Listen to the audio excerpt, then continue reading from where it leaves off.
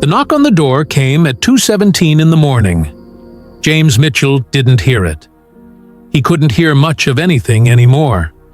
The explosion in Fallujah had taken care of that 12 years ago. But he felt it. The vibration through the floor. 3 sharp raps. Then silence. Then 3 more. His service dog, a golden retriever named Ranger, should have alerted him. Should have nudged his hand. Should have led him to the door. But Ranger wasn't there. Ranger had been gone for 3 days, and James Mitchell, a 41-year-old Marine Corps veteran who'd lost his sight and most of his hearing saving his platoon from an IED, was alone in the darkness for the first time in 7 years. He didn't know who was at the door. He didn't know that in the next 90 minutes. I'm going to tell you a story that will restore your faith in humanity. A story about a dog, a veteran, and a community that refused to let a hero fall. A story with a twist that nobody saw coming. Not even me, when I first heard it. Before we begin this journey, I need you to do something. Drop a comment telling me where you're watching from. Because this story is about to go global, and I want to see how far love and loyalty can travel. Now, let me take you back to the beginning. Let me tell you about a Marine, a dog, and a bond that proved stronger than anything the world could throw at them. James Mitchell wasn't always blind. 12 years ago, he could see just fine. He could see the sunset over the California coast where he grew up. Could see his daughter Emma's face when she laughed. Could see the road ahead of him, literally and figuratively. He joined the Marines at 19 because his father had been a Marine. His grandfather, too. It was family tradition, service, honor, sacrifice. Words that meant something in the Mitchell family. By 26, James was a staff sergeant. 3 deployments, Iraq, Afghanistan, back to Iraq. He was good at his job, explosive ordnance disposal, the guys who disarm the bombs, the guys who walk toward danger while everyone else runs away. His wife, Sarah, hated it. Every deployment was torture for her. Waiting, wondering if today would be the day a uniformed officer showed up at her door. They had a daughter, Emma, 5 years old, blonde hair, blue eyes, her father's smile. Emma didn't understand why Daddy kept leaving, why he'd miss her birthdays, why Mommy cried when the news showed footage from Iraq. But James always came home, always, until the day he almost didn't. March 14th, Fallujah. James's unit was clearing a residential sector, reports of IEDs planted throughout the neighborhood. James had already disarmed 3 that morning. He was tired. His team was tired. They'd been at it for 16 hours straight. The 4th device was under a car. Blue sedan. Looked like a family vehicle. James crawled underneath. Started the process. Identify the trigger. Trace the wires. Disconnect the power source. He was halfway through when he saw it. A 2nd device. Daisy chained to the 1st. Backup detonation. If he cut the wrong wire, both bombs would go off. And his entire team was standing 15 feet away. James made a decision. He yelled. One word. Run! His team hesitated. Marines don't leave Marines. That's an order. Go! And now! They ran. They had maybe 10 seconds. James had 2 choices. Try to disarm both devices and probably fail. Or trigger the 1st device himself and absorb the blast. Give his team time to get clear. He chose option 2. The explosion was massive. It destroyed the car, cratered the street, shattered windows for 2 blocks. When the dust cleared, James Mitchell was alive. Barely. He'd lost his sight. His hearing was severely damaged. His right arm was shattered in 14 places. Burns covered 30% of his body. But his team was safe. All 8 of them. Not a scratch. They carried him out. medevaced him to Germany, then back to Walter Reed in D.C. The doctors saved his life, but they couldn't save his vision.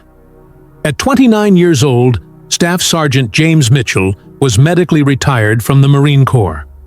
Blind, partially deaf, permanently disabled, and completely lost. The first year was hell. James wouldn't admit it, not to the doctors, not to Sarah, not to anyone. But it was. He couldn't do anything by himself, couldn't walk down the hallway without running into walls, couldn't pour a glass of water, couldn't tie his shoes, couldn't see his daughter's face. Emma would climb into his lap and say, "Hi, Daddy," and he'd feel her there, hear her muffled voice through his damaged ears, but he couldn't see her, couldn't see if she was happy or sad, couldn't see if she was scared of him now, because he was scared of himself. The nightmares were constant. Explosions, fire, screaming. He'd wake up in the darkness, not sure if he was blind or if it was just night. Sarah was patient, for a while. But watching your husband disappear into depression is its own kind of torture. She tried everything. Therapy, support groups, medication. Nothing worked. James had been a Marine, self-sufficient, capable, strong. Now he needed help going to the bathroom. The breaking point came on Emma's 7th birthday. James couldn't see the cake, couldn't see her blow out the candles, couldn't see her opening presents. He sat in the corner while his wife and daughter celebrated. A ghost in his own home. That night, Sarah found him in the garage. He was holding his service pistol, not pointing it, just holding it, feeling its weight, remembering when he was the kind of man who could be trusted with a weapon. "James," Sarah whispered, "please." He didn't point the gun at himself, but he didn't put it down either. "I can't do this anymore," he said. His voice was flat, empty. "I can't be this person." "Then don't," Sarah said. "Be someone else. Be someone new." "I don't know how." That's when Sarah made the call that saved his life. She contacted the VA, told them her husband needed help. Real help. Not therapy sessions that didn't work, not pills that made him numb. He needed purpose. The VA connected them with a program. Service dogs for disabled veterans. Specifically, dogs trained to assist blind and hearing-impaired vets. The wait list was 18 months. Sarah put their name down anyway. Told James about it. He didn't react. Didn't care. He'd stopped caring about most things. But Emma cared. 7-year-old Emma, who loved animals more than anything, latched on to this idea. "Daddy's getting a dog," she told everyone. Her teachers, her friends, random people at the grocery store. "My daddy's a hero, and he's getting a special dog." James tried to tell her not to get her hopes up, tried to explain that 18 months was a long time, that maybe it wouldn't work out. But Emma wouldn't hear it. She started drawing pictures of the dog, hung them all over James's room. A golden retriever in every drawing, always smiling, always next to a stick figure she labeled Daddy. "Why a golden retriever?" James asked one day. Emma touched his face, her small hands on his cheeks. "Because golden retrievers are happy, Daddy, and you need to be happy again." 18 months later, on a cold November morning, a van pulled up to their house. A woman named Patricia got out. She had a dog with her, a 2-year-old golden retriever, male, 75 pounds, bright eyes and a wagging tail. But his name was Ranger.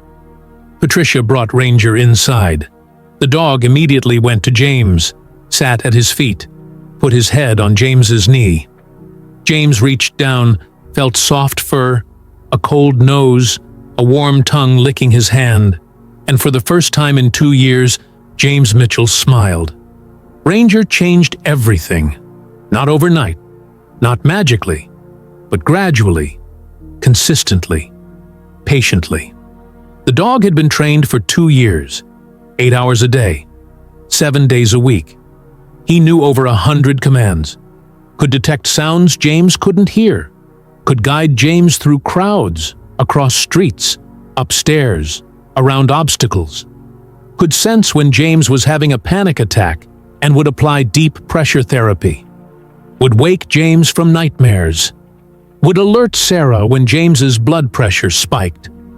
But more than the training, more than the skills, Ranger gave James something he'd lost: independence. With Ranger, James could walk around the block, could go to the park with Emma, could navigate the grocery store, could exist in the world again. The bond was immediate and intense. Ranger slept in James's room, a dog bed right next to James's bed. But within a week, Ranger had migrated onto the bed. Sarah pretended to disapprove, but she didn't have the heart to stop it, because James was sleeping through the night for the first time since the explosion. Within 6 months, James was a different person. Not the person he'd been before Fallujah. That person was gone forever. But someone new. Someone who'd learned to live with his limitations. Someone who'd found purpose again. He started volunteering at the VA hospital, talking to other wounded veterans, telling them about Ranger, and about how a dog had saved his life when nothing else could. He started a blog, Blind Spots, writing about his experiences, about recovery, about PTSD, about learning to live in the darkness. The blog got popular. Thousands of readers, then tens of thousands. People would stop him on the street. "Are you James Mitchell, the Blind Spots guy?" They'd want to pet Ranger, to hear his story. James would tell them, and every time, he'd end the same way. "This dog saved my life. I was ready to give up. Ranger gave me a reason not to." Emma, now 9 years old, loved Ranger almost as much as James did. She'd take Ranger to school for show and tell, would tell her class about service dogs, about her hero dad, about how Ranger made everything better. The three of them became inseparable: James, Emma, and Ranger. See, Sarah would watch them in the backyard, Emma throwing a ball, Ranger retrieving it, James sitting in the sun, listening, smiling. Sarah hadn't seen him smile this much in years. Life wasn't perfect. James still had bad days, still had nightmares, still struggled with depression. But he had Ranger. And Ranger never left his side. Never. Until he did.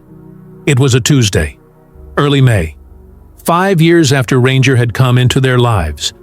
James was 41 now, Ranger was 7, still healthy, still energetic, still devoted. They had a routine. Every morning, James would take Ranger for a walk, around the neighborhood, same route every day. Ranger knew it by heart. They'd leave at 7, be back by 7:45. Sarah would have breakfast ready. Emma would be getting ready for school. That Tuesday started like any other.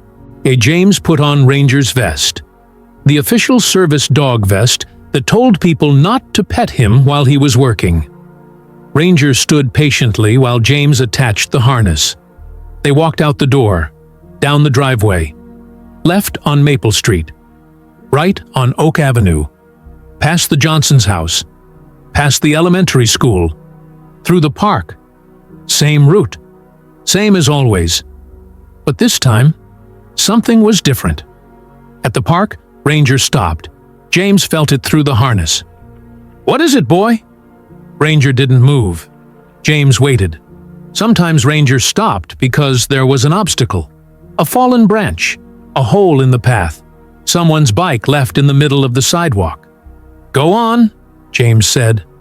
Ranger still didn't move. Then James felt the harness pull. Hard. Ranger was pulling away from him. "Ranger, heel!" The dog didn't heel. The pulling got stronger. "Ranger! Oh, what's wrong?" And then the harness went slack. Ranger had slipped out of it. James felt the leather straps in his hand. Empty. Ranger? Nothing. Ranger, come! James's heart was pounding. This had never happened. In 5 years, Ranger had never disobeyed a command, never left his side. Ranger! James shouted.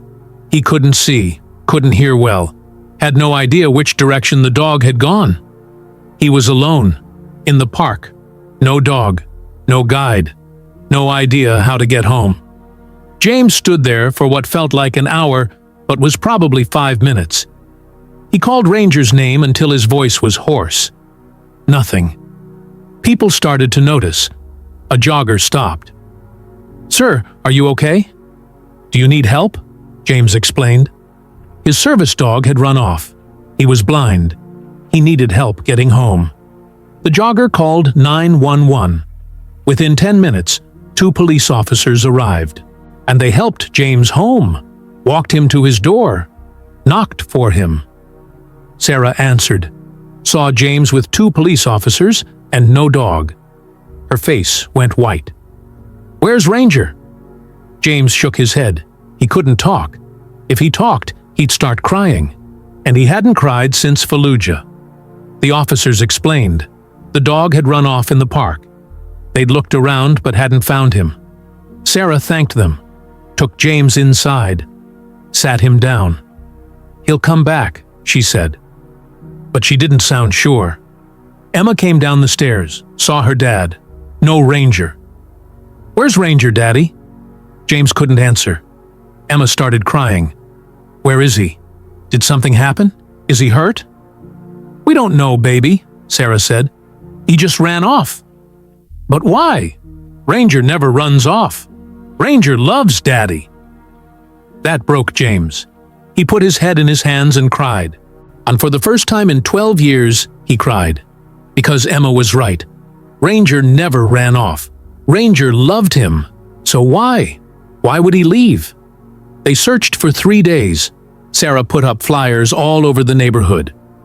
Missing, golden retriever, service dog, name, Ranger. If found, please call. She posted on Facebook, on neighborhood groups, on lost pet websites. Emma walked around the neighborhood after school calling Ranger's name. Friends and neighbors joined the search. They checked shelters, called vets, drove around looking. Nothing. No sign of Ranger anywhere. James was a mess. He wouldn't eat, wouldn't sleep. Just sat in his room, holding Ranger's vest, wondering what he'd done wrong. Had he been too hard on him? Not patient enough? Had Ranger gotten tired of taking care of a blind man? Was he out there somewhere? Finally free? Seen on the 3rd day, Sarah found James in the garage again. Not holding a gun this time, just sitting, staring at nothing with eyes that couldn't see. "He's not coming back," James said. "You don't know that." "I do. He's gone, and I don't blame him. Who wants to spend their life babysitting a broken man?" "James, I can't do this again, Sarah. I can't go back to how I was before Ranger. I won't survive it." Sarah knelt in front of him, took his hands. "Then we'll get another dog. The program will—" "I don't want another dog," James shouted. "I want Ranger. I want my dog. He's not just a service dog. He's my friend. He's my brother. He saved my life, and now he's gone, and I don't know why." He was sobbing now. Sarah held him, and for the first time, she realized something. This wasn't just about a missing dog.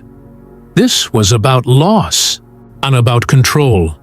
About the fact that James had lost so much already, and now he'd lost the one thing that had made it all bearable. That night, Sarah made a decision. She called her brother, Marcus. He worked in marketing, social media. "I need your help," she told him. "James's service dog is missing. We need to find him." "Have you posted online?" Marcus asked. "Facebook, yeah, some neighborhood groups." "That's not enough. You need to go viral." "How?" Tell the story.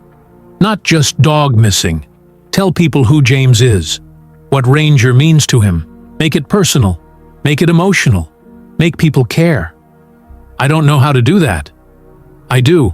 Send me everything. Photos, videos, James's story. I'll handle it. Marcus worked all night. He created a video. Photos of James, in his Marine uniform, in the hospital, meeting Ranger for the first time, walking with Ranger, Emma hugging Ranger, and a voiceover.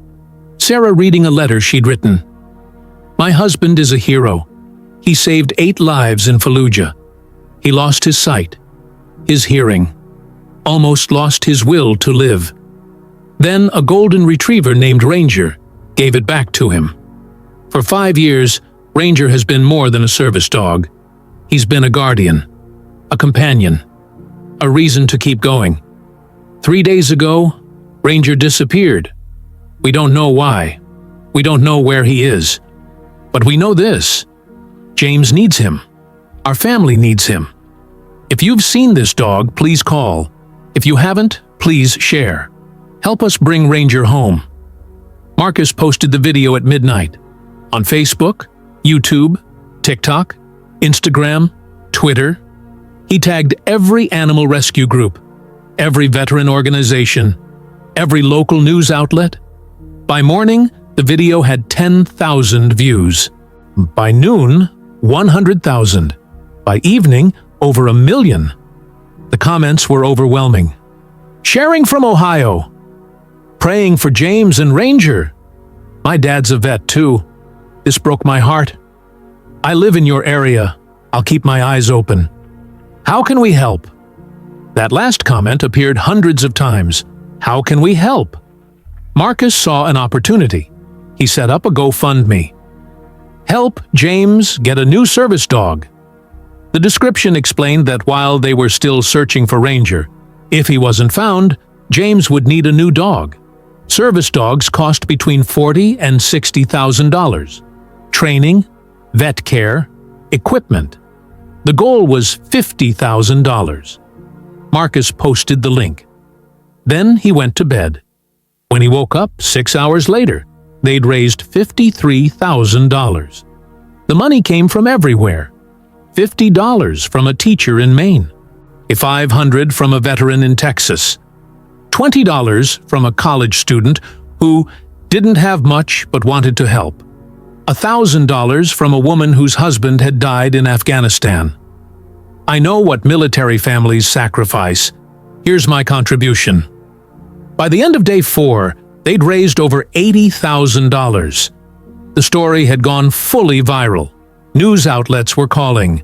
CBS, NBC, Fox, local stations, national stations. Everyone wanted to interview James. James said no to all of them. He didn't want to be on TV, didn't want to tell his story again. He just wanted Ranger back. But Sarah convinced him. People want to help. Let them see you. Let them understand what this means. So James agreed to one interview. Local news, Channel 7. The reporter's name was Amanda Chen. She came to their house, set up cameras in the living room. She asked James to sit on the couch. Sarah sat next to him, held his hand. Mr. Mitchell, thank you for speaking with us, Amanda began. Tell us about Ranger. James took a breath. Ranger is my independence, my confidence, my peace of mind. Without him, I'm trapped. I can't go anywhere, can't do anything. I'm back to being the person I was right after I lost my sight. Helpless. Useless. His voice cracked. I just want my dog back. I don't care about the money. I don't care about a new dog. I want Ranger. Because he's not just a dog, he's family. The interview aired that night. Within an hour, it had been shared 50,000 times. The GoFundMe reached $100,000. Messages poured in from around the world. Australia, Germany, Japan. People who'd never met James but felt his pain, who understood loss, who wanted to help. But still no Ranger. Day 5, then Day 6. The donations kept coming. The shares kept multiplying. But no credible sightings. A few false alarms. People thought they saw a golden retriever, but it was never Ranger. James had stopped hoping. He sat in his room, held Ranger's vest, tried to remember the last time he'd touched the dog's fur. Had he said goodbye properly that morning? Had he told Ranger he loved him? He couldn't remember. Sarah was worried. Emma had stopped eating. The whole family was falling apart. On Day 6, Sarah was in the kitchen. It was late, past midnight. She couldn't sleep. She was scrolling through the GoFundMe comments, reading the messages from strangers, drawing strength from their kindness. Then she heard it, scratching, at the back door.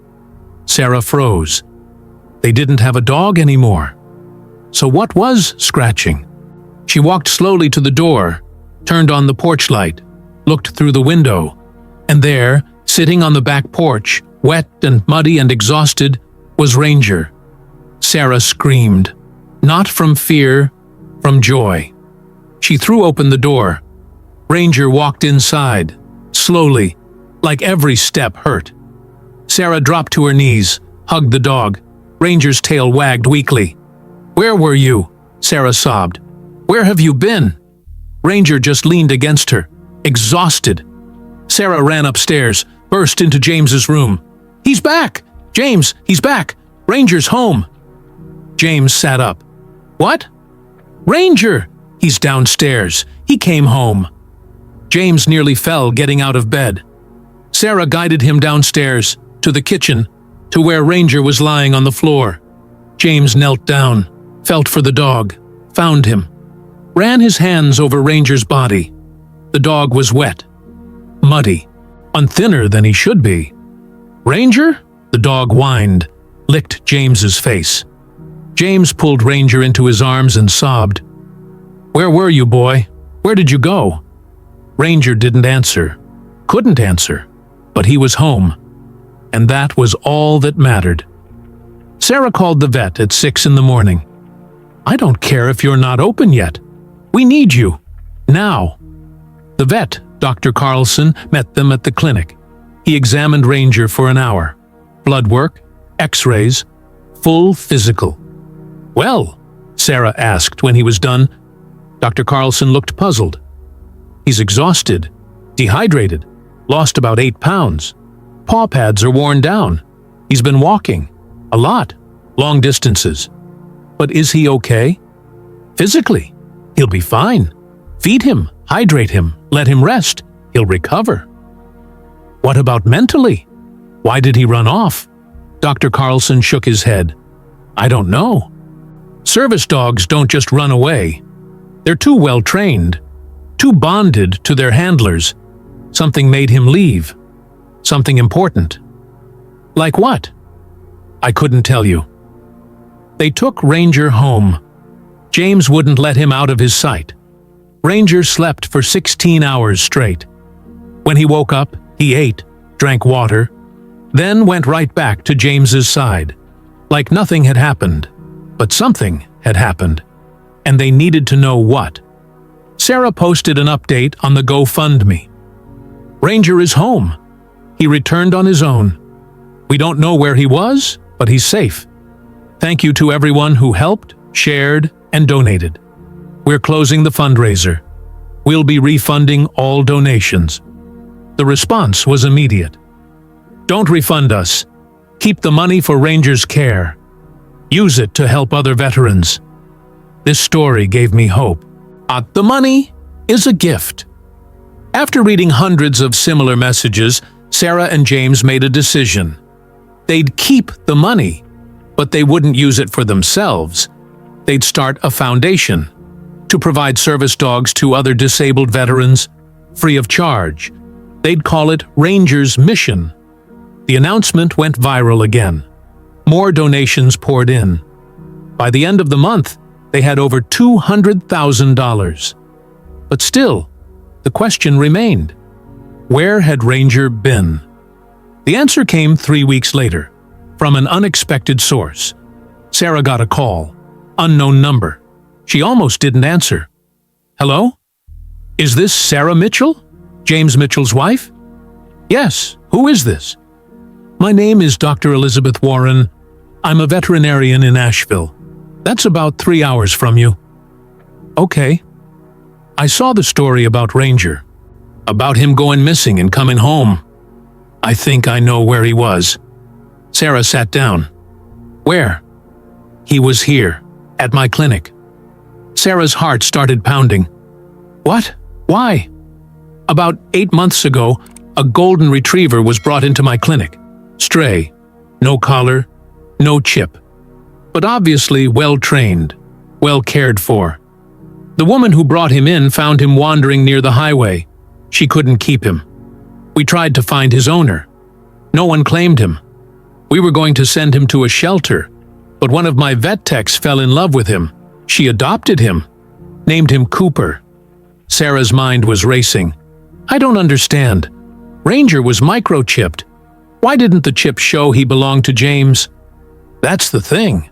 We scanned him multiple times. No chip registered. That's impossible. I thought so too. But here's where it gets interesting. After I saw your story, I looked back at our records. The dog we called Cooper? He looked exactly like Ranger. Same markings, same size, same age. I called my vet tech. Her name is Amy. I asked if Cooper was still with her. Sarah was holding her breath. What did she say? She said he ran away. 6 days ago. Just took off. She'd been searching for him ever since. 6 days ago. The same day Ranger disappeared from James. Sarah felt chills. Dr. Warren, I don't understand. Are you saying Ranger was at your clinic 8 months ago? Living with your vet tech? And then somehow came back to us? That's exactly what I'm saying. And there's more. What? I think I know why he left. And why he came back. Dr. Warren told Sarah to check her email. She'd sent photos of the dog they'd called Cooper. Sarah opened the email on her phone. He clicked the first photo. It was Ranger, no question. Same face, same eyes, same white patch on his chest. But he looked different, thinner. His fur wasn't as golden. He looked sick. Sarah scrolled through the photos. Ranger with Amy, the vet tech. Ranger lying on a dog bed. Ranger getting an IV. Why was he getting an IV? Sarah asked. Amy brought him in about 6 months ago. He'd been lethargic, not eating. We ran tests. Dr. Warren paused. Sarah, Cooper, Ranger, had cancer, lymphoma, aggressive. We started treatment immediately. Chemotherapy. It was expensive. Amy paid for everything herself. She loved that dog. Sarah felt tears streaming down her face. Did it work? The treatment? Yes, we caught it early. By 3 months ago, he was in remission, completely clear. So he's okay now? As far as I know, yes. But Sarah, now there's something you need to understand. Amy lives alone. She works long hours. She loved Ranger, but she couldn't give him the attention he needed. Not like James did. Sarah was starting to understand. You think Ranger knew he was sick, and he left James because he didn't want James to see him die. Dogs are smarter than we give them credit for, especially service dogs. They're trained to sense medical emergencies, to detect seizures, heart attacks, blood sugar spikes. What if Ranger could sense his own cancer? What if he knew he was dying? So he left, Sarah whispered, to protect James, because watching Ranger die would have destroyed him. Exactly. And when the treatment worked, when he went into remission, he came back, because he knew James needed him. Sarah was sobbing now. How do we know this is true? How do we know it's the same dog? I can come to you. I can examine Ranger, check for treatment scars, verify it's him, if you want. Sarah looked across the room, at James, sitting on the floor with Ranger, the dog's head in his lap, both of them peaceful. both of them whole. "Yes," Sarah said. "Please come." Dr. Warren drove 3 hours the next day. She brought Amy with her, the vet tech who'd saved Ranger's life without knowing who he belonged to. When they arrived, Sarah greeted them at the door, led them inside. James was in the living room, Ranger at his feet. "James, we have visitors," Sarah said. "Who?" James asked. "This is Dr. Elizabeth Warren. She's a vet from Asheville. And this is Amy, her vet tech." James frowned. "I don't understand. Why are they here?" Dr. Warren stepped forward. "Mr. Mitchell, I believe I've been treating your dog for the past 8 months. I didn't know he was yours. He came to us as a stray. No collar, no chip. My tech, Amy, adopted him. She named him Cooper. She loved him very much." Amy was crying, staring at Ranger. "That's him," she whispered. "That's Cooper." James's face was a mix of confusion and anger. "What are you talking about? Ranger never left. He's been with me for 5 years." "Not for the past 8 months," Dr. Warren said gently. "Mr. Mitchell, may I examine him?" James hesitated, then nodded. Dr. Warren knelt beside Ranger. She checked his ears, his teeth, ran her hands along his body. Then she found it, a scar, on Ranger's left foreleg, where an IV port had been. She found another scar, on his chest, from a biopsy. "These are treatment scars," Dr. Warren said, "from chemotherapy. This dog had cancer, and we treated him." James was shaking his head. "No, that's impossible. Ranger's been with me." Sarah knelt beside him, took his hand. "James, listen to me. I think Ranger left because he knew he was sick. He didn't want you to watch him die. So he left, to spare you. But when he got better, when the cancer was gone, he came back. Because you needed him, and he needed you." James couldn't process it. His mind was spinning. "Where was he? For 8 months?" Amy spoke up. Her voice was soft, broken. "He was with me. I found him on the highway. He was skinning, limping. I took him to Dr. Warren. She said he'd been walking for miles. We scanned for a chip but found nothing. So I adopted him. I called him Cooper. And I loved him. So much." She wiped her eyes. "But he was sick. Dr. Warren diagnosed lymphoma. It was bad. I spent every dollar I had on treatment, chemo, medication, vet visits. I didn't care about the cost. I just wanted him to live." Amy looked at Ranger, at the dog she'd known as Cooper. And he did. He beat it. 3 months ago, he was declared cancer-free. I thought we'd have years together, but 6 days ago, he just took off. I searched everywhere. I thought I'd lost him. She looked at James, but he didn't run away from me. He ran back to you, because this is where he belongs." James sat in silence, processing. Finally he spoke. "You saved his life." Amy nodded. "I tried." "Why? Why would you spend all that money on a stray dog?" Amy smiled through her tears. "Because he wasn't just a stray. From the moment I met him, I knew he was special. The way he looked at me, the way he understood everything. He was someone's best friend. And even if I never met that someone, I wanted to give him back. Healthy. Whole." James reached out his hand. Amy took it. "Thank you," James said. His voice broke. "Thank you for saving him. Thank you for loving him. Thank you for giving him back to me." "I didn't give him back," Amy said. "He chose to come back, all on his own." Dr. Warren explained the rest. The microchip issue. Ranger did have a chip, but it had migrated, moved under his skin to a place scanners couldn't detect. It happens sometimes, especially in active dogs. That's why the shelter never found James. Why Amy never knew Ranger belonged to someone. It was pure chance. Or maybe not. Maybe it was fate. Maybe Ranger was meant to leave, meant to get sick away from James, meant to be healed by a stranger, meant to come home when he was ready. And Sarah asked the question that was on everyone's mind. How did he find his way back? It's 3 hours away, through cities, highways, mountains. How does a dog navigate that? Dr. Warren shook her head. I don't know. Dogs have incredible homing instincts. There are documented cases of dogs finding their way home from hundreds of miles away. We don't fully understand it. Some kind of magnetic field awareness, scent memory, pure determination. Ranger wanted to come home. So he did. Amy stayed for an hour.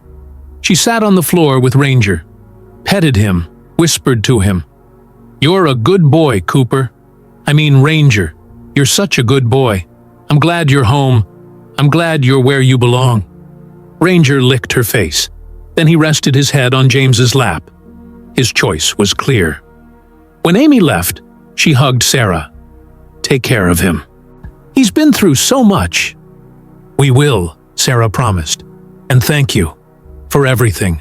For loving him when we couldn't. I'd do it again in a heartbeat." As Amy walked to her car, she looked back one more time. At the house, at the family, at the dog she'd saved, and she smiled. Because sometimes love means letting go, and sometimes the best gift you can give is giving someone back to where they belong.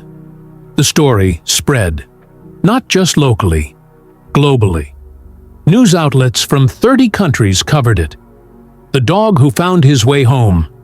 Service dog's 200-mile journey to reunite with blind veteran. Stranger saves dying service dog, doesn't know who he belongs to. The GoFundMe exploded.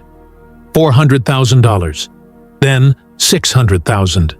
Donations from every continent.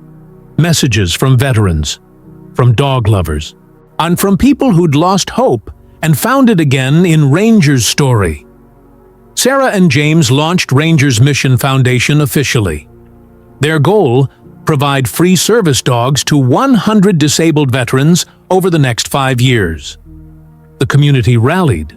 Trainers volunteered their time. Breeders donated puppies. Donors covered costs. Within 6 months, they'd placed 12 dogs, each one named after Ranger.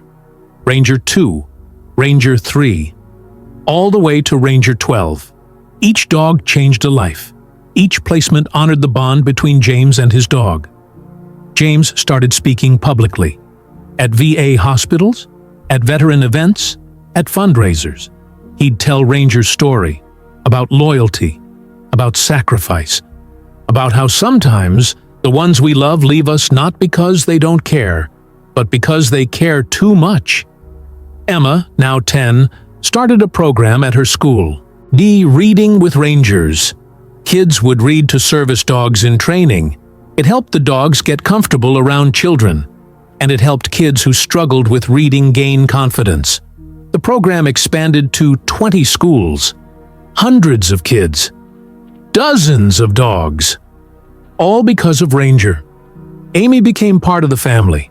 She'd visit every few months, bring Ranger his favorite treats, the ones she'd given Cooper during his treatment. Ranger would go crazy when he saw her, tail wagging, jumping. He remembered everything. 1 year after Ranger came home, James did an interview for a documentary about service dogs. The interviewer asked him, "Do you think Ranger knew he had cancer? Do you think he left on purpose?" James thought for a long moment. Then he answered, "Yes, I do. Ranger is the smartest dog I've ever known.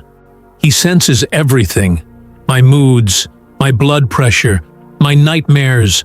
Why wouldn't he sense his own sickness? And Ranger is also the most selfless being I've ever met. He spent 7 years taking care of me, protecting me, making my life possible. Of course he'd leave if he thought watching him die would destroy me. That's exactly what he'd do." James paused, his voice thick with emotion. But here's what he didn't know. what I wish I could tell him. Losing him, even temporarily, almost destroyed me anyway. Because I don't just need him for practical reasons. I don't just need him to guide me or alert me or help me. I need him because he's my friend, my companion, my brother. And I would have gone through anything, even watching him die, if it meant being with him. Because that's what love is. Being there. Even when it's hard. Especially when it's hard. The interviewer asked one more question. What did Ranger teach you? James smiled. That loyalty goes both ways. That love is a choice we make every day. And that home isn't a place. It's a person. Or in this case, a person and a dog. Ranger found his way home across 200 miles because this is where his heart is. And my heart will always be wherever Ranger is. The documentary won awards, played at film festivals, was shown in schools. Millions of people saw it. And millions of people learned that heroes come in all forms. Some wear uniforms, some walk on 4 legs, and some fight battles we can't see, just to be with the ones they love. 2 years after Ranger came home, James did something he'd been planning for months. He organized a fundraiser, a gala, black tie event, to raise money for Ranger's mission. Over 300 people attended. Veterans, donors, celebrities, news crews. The venue was packed. During the event, James took the stage. Sarah guided him, Ranger at his side. The room went silent. I want to thank you all for being here, James began. 2 years ago, my service dog disappeared. I thought I'd lost him forever. I thought my life was over. But something incredible happened. A community came together. Strangers became family. And my dog came home. But he didn't come home alone. He came home with a gift.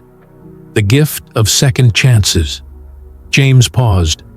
Tonight, I want to introduce you to someone. The woman who saved Ranger's life. Who loved him when he needed it most. Who gave him back to me without asking for anything in return. Please welcome Amy Richardson. Amy walked onto the stage. She was crying already. The audience stood, applauded. Amy hugged James. Then she knelt down and hugged Ranger.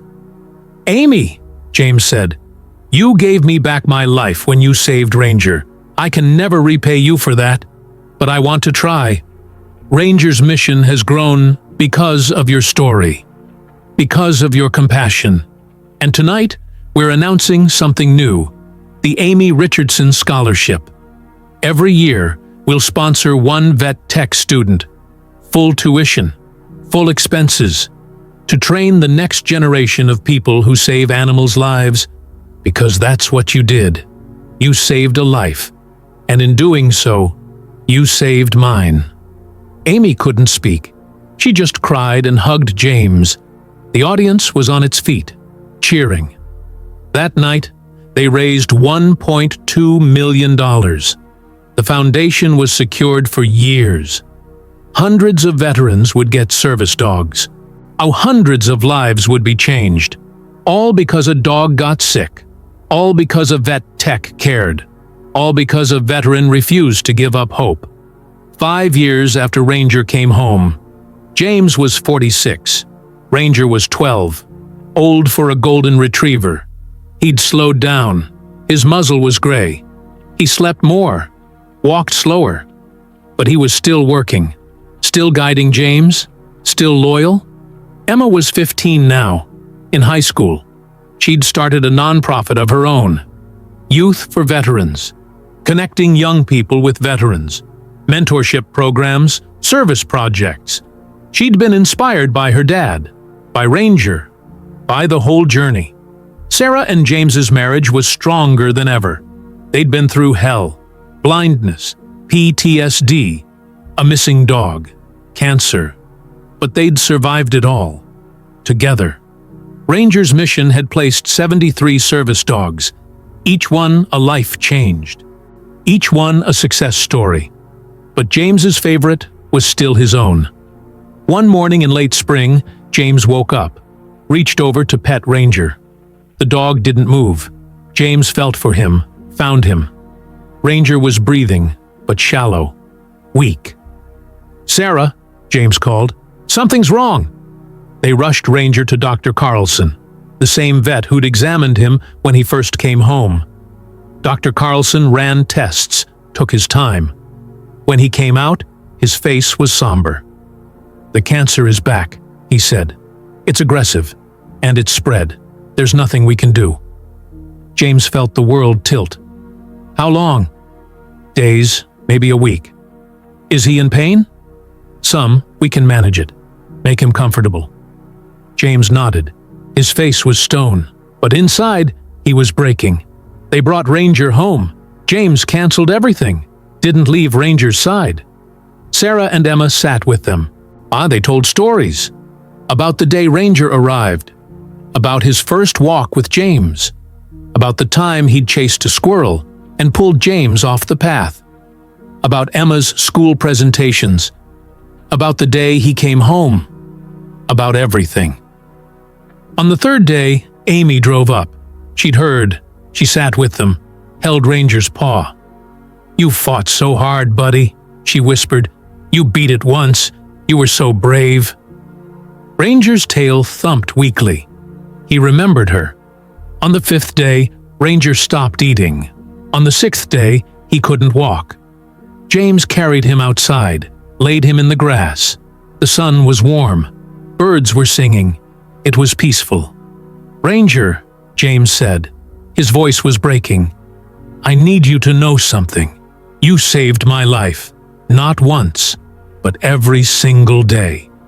You gave me purpose, independence, joy. You were my best friend, my brother, my hero, and I will love you for the rest of my life." Ranger's breathing was labored. James felt the dog's chest rising and falling. "But it's okay to go now," James whispered. "You've done enough. You've fought enough. If you're tired, it's okay to rest. I'll be okay. Because of you, I know how to be okay. You taught me." Ranger let out a soft whine. "I love you, boy, so much. Thank you. Thank you for everything." James held Ranger's head in his lap. Sarah and Emma sat beside them. They stayed there as the sun set, as the stars came out, and at 9:47 p.m., Ranger took his last breath. In the grass, under the stars, surrounded by the family who loved him, held by the man whose life he'd saved. James didn't cry. Not yet. He just sat there, holding his dog, his friend, his brother. "Thank you," he whispered one more time. "Says thank you for coming home." They buried Ranger in the backyard, under the oak tree, where he used to lie in the shade. Emma painted a stone. Ranger, the best boy. He found his way home. They placed it at the head of the grave. James stood there for a long time, hand on the stone, saying goodbye. The next week was hard. The house felt empty. James struggled. For the first time in 5 years, he had to navigate without Ranger. It was like losing his sight all over again. But he wasn't alone. Sarah was there. Emma was there. The community was there. Messages poured in. From people they'd never met. People who'd followed Ranger's story. People who'd been inspired by it. Ranger changed my life. Because of Ranger, I adopted a shelter dog. Ranger's story helped me through my darkest time. I'm a veteran. A Ranger gave me hope. James read every message, and slowly, he realized something. Ranger was gone, but his legacy wasn't. 73 service dogs were out there, changing lives. 73 veterans had independence because of Ranger's story. Hundreds of kids had learned to read with therapy dogs. Amy had gone back to school, was becoming a full veterinarian, inspired by Cooper, by Ranger. Thousands of people had learned about service dogs, about PTSD, about the cost of war and the power of love. Ranger had done all of that. One dog, one life, one incredible journey. 3 months after Ranger died, James got a call from the service dog training program. "Mr. Mitchell, we have a dog for you, if you're ready." James hesitated. "I don't know if I am. This one's special. We've been training him for 6 months. He's a golden retriever, 2 years old, smart, gentle, loyal, and he reminds us of Ranger." James's throat was tight. "What's his name?" "That's up to you. We thought maybe you'd want to name him." James thought for a long time. Then he smiled. "Ranger 2. His name is Ranger 2. "Perfect.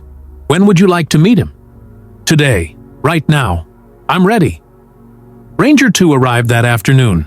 He was smaller than Ranger, younger. His fur was a lighter shade of gold. But when James felt his head, felt his soft ears, felt his warm tongue on his hand, something inside James healed.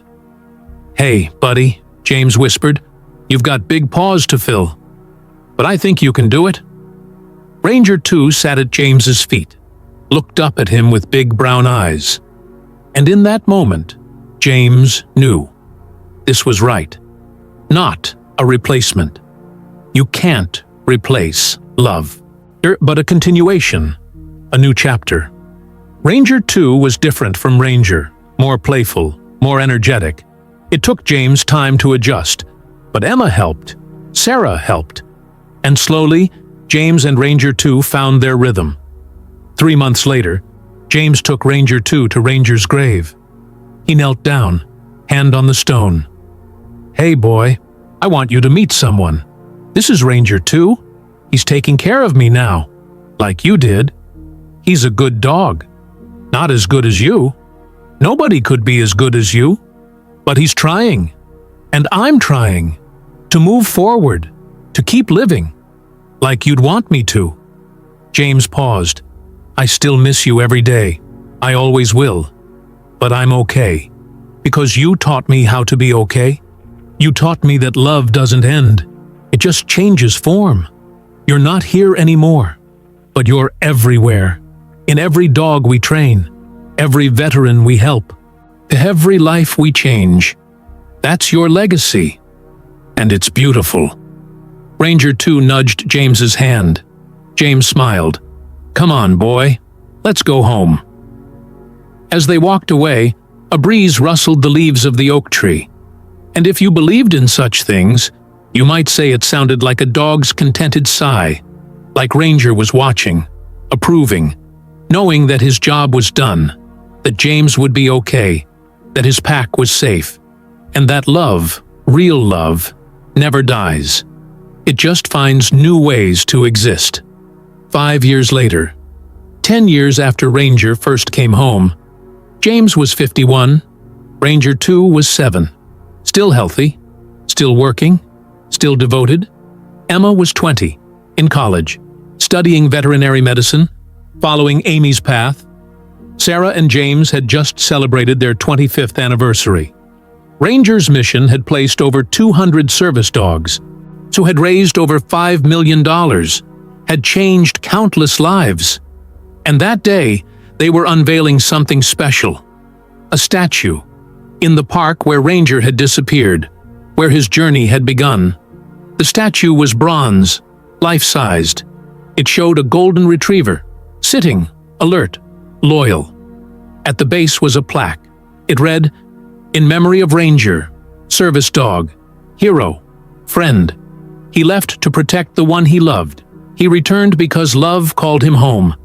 May his story remind us that loyalty knows no distance, that courage takes many forms, and that the bond between a veteran and their service dog is unbreakable." The unveiling was attended by hundreds, veterans with their service dogs, trainers, donors. Amy was there, Dr. Warren, Dr. Carlson, the mayor, news crews, and in the front row, James, Ranger 2 at his side. See, when the statue was revealed, the crowd gasped. It looked exactly like Ranger. The artist had worked from photos, had captured every detail, his gentle eyes, his noble posture, his devoted spirit. Emma described it to James. Every detail. He couldn't see it, but he could feel it. Through Emma's words, through the emotion in the crowd, through the weight of Ranger 2's head on his knee. He'd be proud, Sarah whispered. I hope so, James said. After the ceremony, people came up to James, thanked him, shared their own stories. A woman with a service dog for her seizures. A man with PTSD who'd gotten a dog through Ranger's mission. A child who'd learned to read with one of the therapy dogs. Each story was a testament to Ranger, to loyalty, to love. As the crowd dispersed, James stayed, sitting on the bench near the statue, Ranger 2 beside him. You know what I think about sometimes? James said to Sarah. What? That day Ranger left. I was so angry, so hurt. I didn't understand why. But now I do. He had to leave. Not because he didn't love me, but because he did. He loved me enough to spare me the pain of watching him suffer. And he loved me enough to fight his way back when he was healed. That's real love. Selfless, sacrificial, enduring. Sarah took his hand. And you loved him enough to let him go, even when it hurt, even when you didn't understand. That's real love, too. James nodded.